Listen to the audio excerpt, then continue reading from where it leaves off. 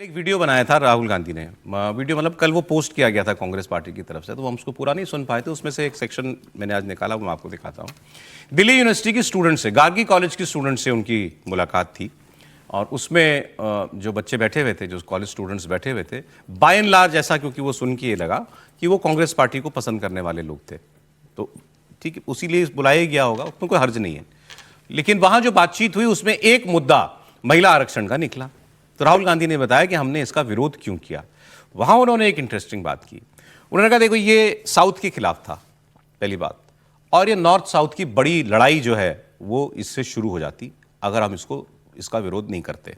हालांकि उस बिल में बार बार ये बात आई थी कि जो प्रोपोर्शन अभी है वही प्रोपोर्शन रहेगा, लेकिन फिर भी राहुल गांधी ने कहा इससे नॉर्थ साउथ का झगड़ा शुरू होता। फिर उन्होंने कहा ये बिल बीजेपी इसलिए लाई क्योंकि बीजेपी को ये गलतफहमी है कि वो उत्तर भारत में कभी हारेगी नहीं, और हम कह रहे हैं कि एक दिन जरूर हारेगी। फिर झगड़ा ही क्या है?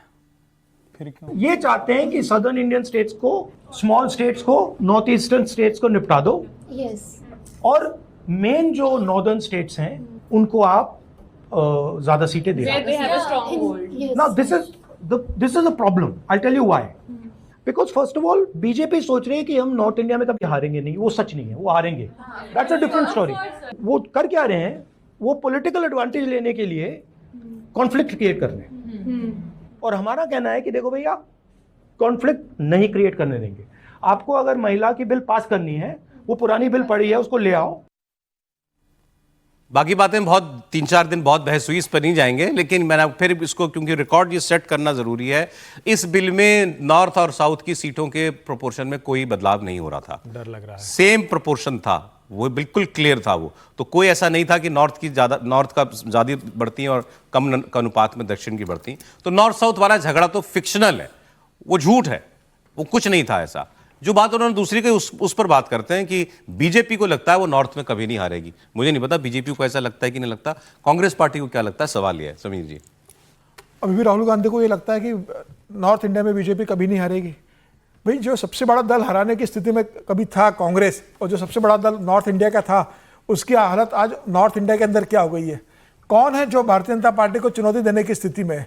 मैं ये नहीं कह रहा हूँ क्योंकि पार्टी राजनीतिक दल में चुनाव हार नहीं सकती, हार जीत लगी रहती है, लेकिन इतना मजबूत हो जाना, चुनाव दर चुनाव जीतते जाना, कौन सा दूसरा राजनीतिक दल है?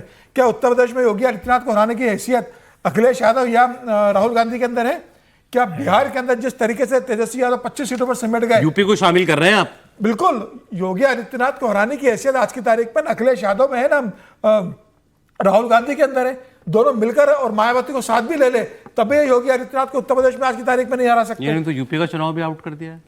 बिल्कुल, अब योगी आदित्यनाथ काम बोला ना, 2017 से जी शक्ति ने जो काम किया है, 2027 तक का उसका 10 साल का काम है। जनता काम के आधार पर तो मैंडेट देगी, और आपने विपक्ष में रह के क्या क्या, मुझे नहीं लगता, पता नहीं राहुल गांधी ने ऐसा क्यों कहा। अगर वो लोकसभा की भी बात कर रहे हैं, राजस्थान में बीजेपी की सीटें कम हुई, हरियाणा में सीटें कम हुई है, मध्य प्रदेश में हार गई, मध्य प्रदेश में साफ हो गई। नहीं, मैं कह रहा हूं बीजेपी की सीटें कम हुई है पिछले इलेक्शन में। लेकिन मैं तो ये कह रहा हूं कि उत्तर प्रदेश में हार गई भाजपा, 33 पे रह गई, 37 अखिलेश यादव की है। यूपी में जितना बड़ा झटका लगा। राहुल गांधी का ये कोर्स करेक्शन है, राहुल गांधी का ये डर है, महिला विरोधी होना राहुल गांधी पर चिपक गया है, इसीलिए अब ये तरीके वो खोज रहे हैं। कौन नहीं जानता है कि भाई सबका लाभ होता महिलाओं को, अगर परिसीमन होता 800 850 सीट अगर हो जाती तो किसका लाभ होता? महिलाओं का लाभ नहीं होता क्या? क्या जो राहुल गांधी के अगल बगल बैठी महिलाएं हैं उनको अवसर नहीं मिल जाता? मिल जाता। लेकिन चूंकि राहुल गांधी और उनकी पार्टी ने उसका विरोध कर दिया तो वो अवसर नहीं मिलेगा। नंबर 1। नंबर 2 ये कह रहे हैं उत्तर दक्षिण का कराने के चक्कर में, उत्तर दक्षिण क्या दोनों की सीटें पड़ रही थी, दोनों को लाभ हो रहा था। दक्षिण की पार्टियों ने कहा कि भाई हमारा लाभ हो रहा था, इतना बड़ा अवसर जगन मोहन रेड्डी भी कह रहे हैं और चंद्रबाबू नायडू भी कह रहे हैं। और जो सबसे बड़ी बात, अगर उत्तर भारत में भारतीय जनता पार्टी हार गई, हार जाएगी, हार रही है, आप जानते हैं, तो भी उत्तर भारत विरोधी बयान क्यों देते रहते हो भाई हर वक्त? वहीं से तो जीत के आ रहे हो, फिर भी ये बयान देते रहते हो। एक बार गए दक्षिण भारत तो कहा दक्षिण भारत के लोग तो बड़े मुद्दों पर वोट करते हैं, उत्तर भारत के लोग तो यूं ही कर। एक बार हार गए तो ये हाल हो गया। यानी जिस अमेठी ने लगातार जिताया, अभी भी आपके ही व्यक्ति को फिर से किशोरी लाल जी को जिता दिया है। आप इस तरह से बात करते हैं, ये दरअसल कोर्स करेक्शन की कोशिश है, क्योंकि देश भर में जो भारतीय जनता पार्टी ने मुद्दा बनाया महिला विरोधी राहुल गांधी, ये इतिहास में दर्ज हो गया है। जैसे राहुल गांधी की चिंताएं जो हैं वो दूसरी हैं। नॉर्थ की मैं बात करूं, आपको एक उदाहरण मैं देता हूं। राजस्थान के पूर्व मुख्यमंत्री हैं अशोक गहलोत। राजस्थान में तो हर 5 साल में बदलती है ना सरकार। कई राज्यों में ट्रेंड था, वो ट्रेंड भी टूट गया, लेकिन राजस्थान में बना हुआ है वो ट्रेंड अभी भी। गहलोत साहब ने एक बार फिर सचिन पायलट को लेकर बयान दिया और मेरे ख्याल से गैर जरूरी बयान दिया था। अब आप क्यों दिया था वो मैं आपको बताऊंगा बाद में, पहले आपको बयान सुनाता हूं।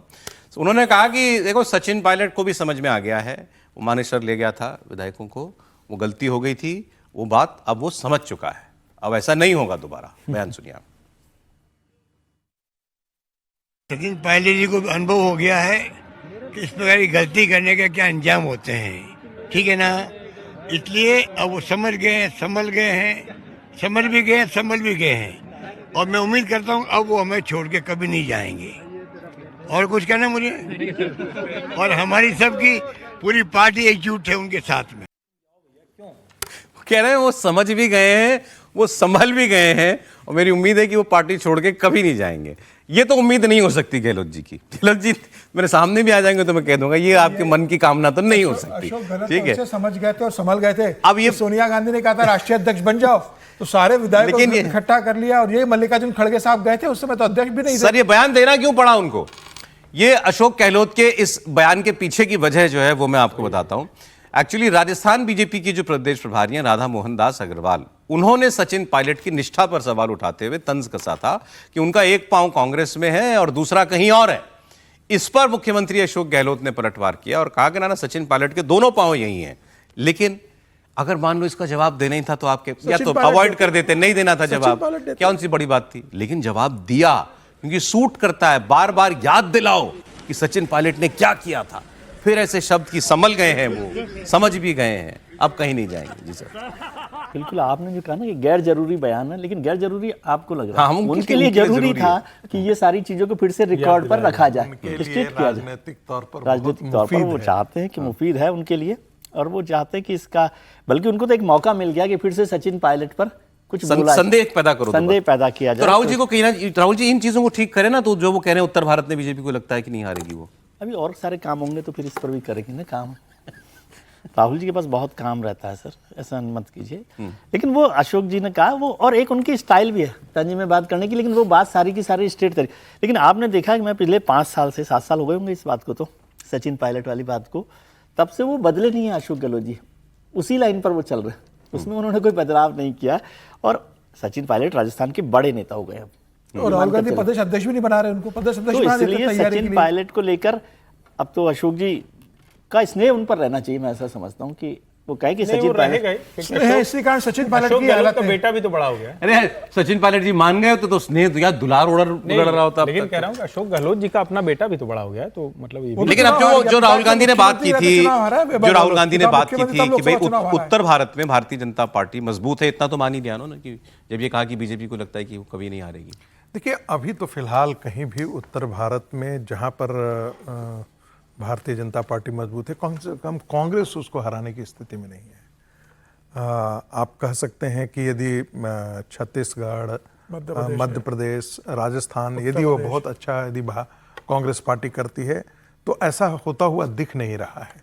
राजस्थान में पिछले लोकसभा चुनाव के अंदर बहुत अच्छा पार्टी ने किया था, लेकिन उसके अतिरिक्त यदि आप देखेंगे तो कहीं भी अन्य पार्टियां आ सकती हैं। जैसे अखिलेश यादव के लिए हम कह रहे हैं कि आने वाले दिनों में लोकसभा चुनाव में यदि सामाजिक समीकरण को ठीक से फिर साधते हैं तो क्या क्या वो भारतीय जनता पार्टी के लिए कठिन होगा आगे का रास्ता। ठीक है, तो ये डिपेंड करता है कि 2027 का जो चुनाव है विधानसभा के चुनाव में अखिलेश यादव कैसा परफॉर्म करते हैं।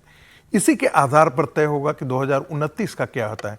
यदि 2027 के चुनाव में अखिलेश यादव की बुरी तरह से पराजय हो जाती है और या आज का भी आंकड़ा रहता है, तो निस्संदेह मानिए कि 2029 का रास्ता उनके लिए ठीक नहीं होगा। और राहुल गांधी का डर स्वाभाविक है।